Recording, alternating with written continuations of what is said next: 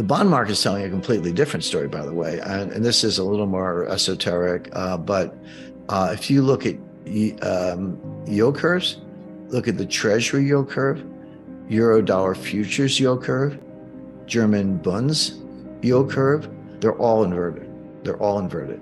Now, inversions happen, just meaning the longer term rate is lower than the short term rate. We're seeing something globally we've never seen before. And it is the best single indicator of a recession. The last time we saw anything like this was 2007, just ahead of the 2008 financial catastrophe. So the stock market's saying it's all good, Goldilocks, soft landing, Fed's going to get the memo, they're going to cut rates, the pivot, and buy stocks. The bond market is saying, no, this is bad and it's going to get worse, and it's actually too late for the Fed to do anything about it. See, when these inversions start, sometimes they're a year forward, like, hey, look at the Eurodollar futures yield curve a year from now, man, that thing is inverted. But what happens is, as you get closer to the actual thing you're worried about, the inversion gets nearer and nearer. Now it is literally a month away or less. So that's like a big red siren, flashing light, whatever you want to call it. Okay, whatever your baseline is, probably treasuries, 2-year notes or 5-year notes or whatever, they will come down a lot. Not right away. We may still be a month or two away on this, but they'll come down a lot. And then corporate yields will go up a lot because of the recession, because of deterioration, increased bankruptcies, reduced revenues, et cetera.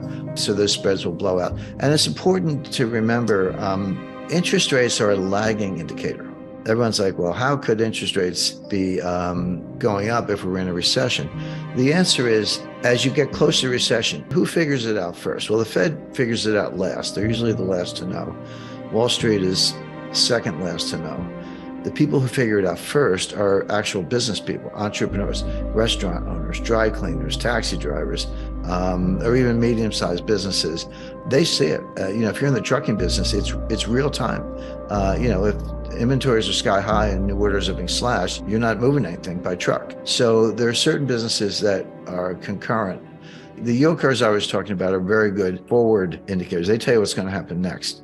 A lot of business people are living in the real world in real time. They know what's happening now, and the stock market tends to figure it out later. But as far as banking and credit is concerned, what happens is, if you're a business person and you see business heading down, fewer customers, whatever, you go out and borrow all you can. You're like, hey, there's a really bad recession coming. If I got lines of credit, I'm going to use them up now. I don't want my bank changing the terms. I said, I'm going to borrow everything I can.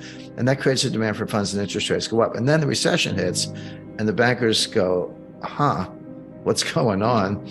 Credit losses start going up. And then they just turn off the spigots and they raise standards, they stop doing loans. And then interest rates will start to come down. Interest rates peak after the recession has already begun. So interest rates may not have peaked yet. Even the treasury market. So that's not unusual. Now, here's what the Fed is missing, or maybe everybody's missing. When you hear these layoff announcements, people are like, well, if they're laying off, why isn't the unemployment rate going up? Well, the answer is they have to announce the layoffs. There's all kinds of statute, SEC. So if I'm going to fire 10,000 people, I got to tell the world I'm firing 10,000 people. It doesn't mean I fire them that day. I might fire them on a rolling basis over the next 30 days. And it doesn't mean they walk out the door empty-handed and head for the unemployment office. I might give them 3 months severance, 6 months severance, et cetera. And so when do they actually show up to the unemployment office and say, give me a check? It might not be till this spring. So the layoff announcements are out there, but the unemployment rate hasn't budged because there is a lag, 3 months. But that's why I said interest rates lag the business cycle, and they do. Unemployment lags the business cycle. Unemployment is a lagging indicator. When you're an employer, entrepreneur, and you're in any kind of distress, not as many customers walking in the door, you'll do everything you can to avoid laying people off. You'll, be late on the rent. You'll turn down the lights, find a cheaper laundry, whatever it takes. By the time you get around to firing people, you run out of options. Like, I've done everything I can. Now my business is in jeopardy. I have to fire some people. And then combine that with what I just said about severance and, rolling terminations, et cetera. It's a lagging indicator. But we know enough right now to know that number's going up. But that's not inconsistent with the fact that we're already in a recession. It's exactly what you would expect, that unemployment's a lagging indicator. So when the Fed's on a mission, they actually don't care about the stock market. Here's what they do care about.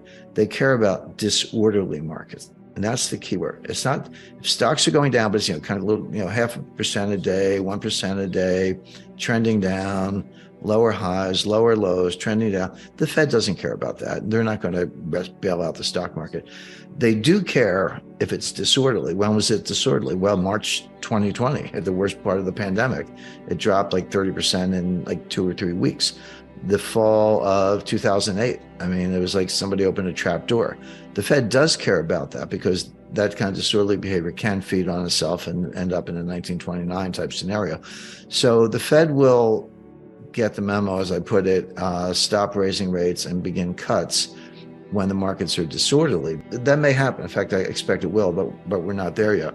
So there may be a pivot, in late August, or July thereabouts, but not because of Goldilocks, but because it's not a soft landing, it's a crash landing. So the global economy is in bad shape.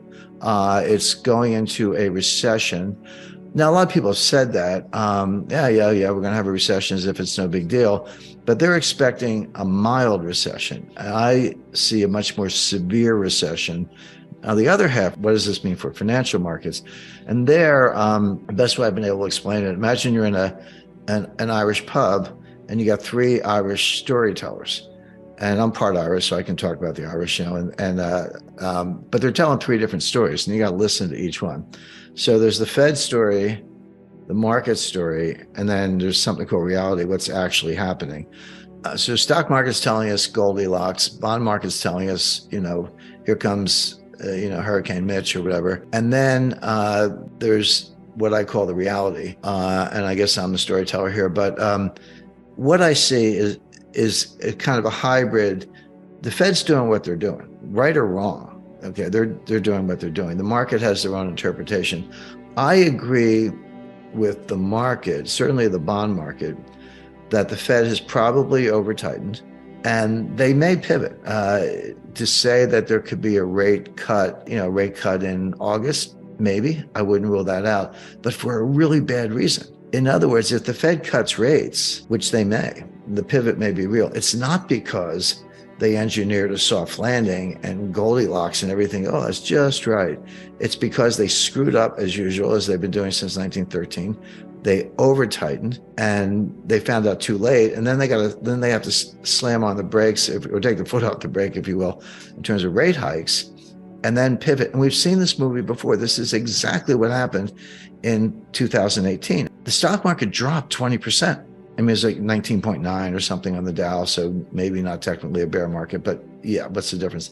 It dropped 20%. The Fed was tightening into that collapse. The Fed tightened on December 16th, 2018, only like 8 days before the Christmas Eve massacre. And after most of the 20% collapse had already happened, they tightened one last time. So what it shows you is that when the Fed's on a mission, they actually don't care about the stock market, this whole, Bernanke put and Greenspan put and all that. That's not how it works.